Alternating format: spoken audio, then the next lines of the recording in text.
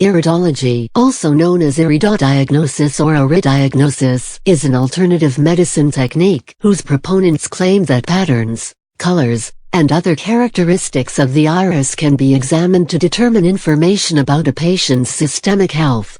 Practitioners match their observations to iris charts, which divide the iris into zones that correspond to specific parts of the human body.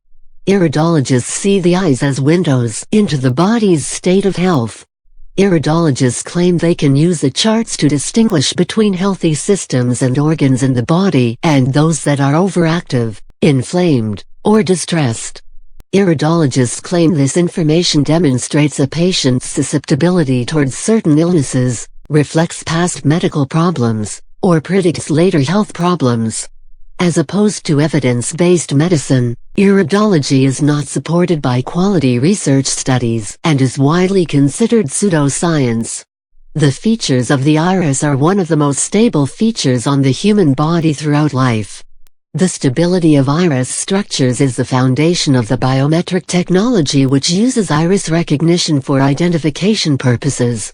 In 1979, Bernard Jensen, a leading American iridologist, and two other iridology proponents failed to establish the basis of their practice when they examined photographs of the eyes of 143 patients in an attempt to determine which ones had kidney impairments. Of the patients, 48 had been diagnosed with kidney disease, and the rest had normal kidney function. Based on their analysis of the patients' irises, the three iridologists could not detect which patients had kidney disease and which did not. Iridologists generally use equipment such as a flashlight and magnifying glass, cameras or slit lamp microscopes to examine a patient's irises for tissue changes, as well as features such as specific pigment patterns and irregular stromal architecture. The markings and patterns are compared to an iris chart that correlates zones of the iris with parts of the body.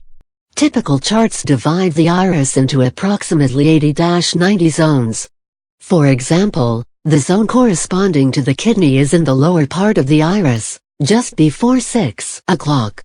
There are minor variations between charts, associations between body parts and areas of the iris. According to iridologists, details in the iris reflect changes in the tissues of the corresponding body organs. One prominent practitioner, Bernard Jensen, created detailed iridology charts in 1950 and described the science thus: nerve fibers in the iris respond to changes in body tissues by manifesting a reflex physiology that corresponds to specific tissue changes and locations. This would mean that a bodily condition translates to a noticeable change in the appearance of the iris, but this has been disproven through many studies. See section on scientific research. For example, acute inflammatory, chronic inflammatory and catarrhal signs may indicate involvement, maintenance, or healing of corresponding distant tissues, respectively. Other features that iridologists look for are contraction rings and Klumpen-Zellen, which may indicate various other health conditions, as interpreted in context. The first explicit description of iridological principles such as homilaterality without using the word iridology are found in Chiromatica Medica, a famous work published in 1665 and reprinted in 1670 and 1691 by Philippus Maius, Philip Mein von Coburg. The first use of the word agent diagnostic, diagnosis, loosely translated as iridology, began with Ignaz von Petschly, a 19th-century Hungarian physician who is recognized as its founding father. The most common story is that he got the idea for this diagnostic tool after seeing similar streaks in the eyes of a man he was treating for a broken leg and the eyes of an owl whose leg von Petschly had broken many years before. At the First International Iridological Congress, Ignaz von Petschly's nephew, August von Petschly, dismissed this myth as apocryphal, and maintained that such claims were irreproducible. The second father to iridology is thought to be Nils Liljeqvist from Sweden, who greatly suffered from the outgrowth of his lymph nodes.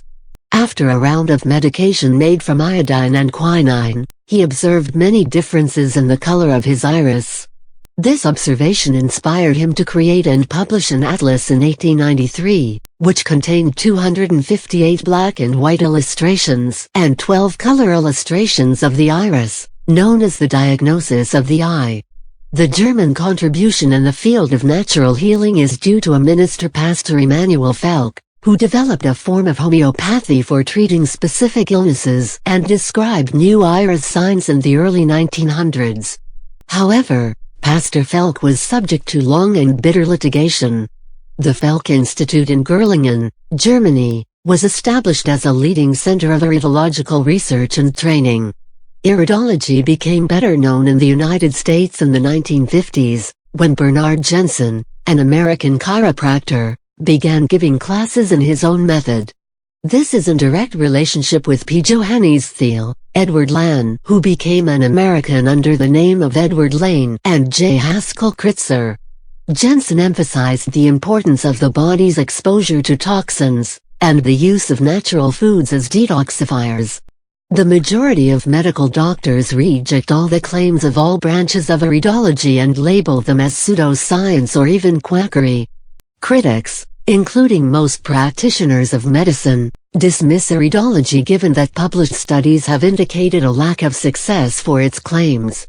To date, clinical data do not support correlation between illness in the body and coinciding observable changes in the iris. In controlled experiments, practitioners of iridology have performed statistically no better than chance in determining the presence of a disease or condition solely through observation of the iris.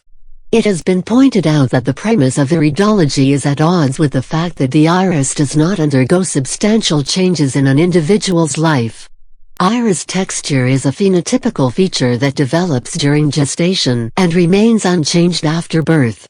There is no evidence for changes in the iris pattern other than variations in pigmentation in the first year of life and variations caused by glaucoma treatment. The stability of iris structures is the foundation of the biometric technology which uses iris recognition for identification purposes.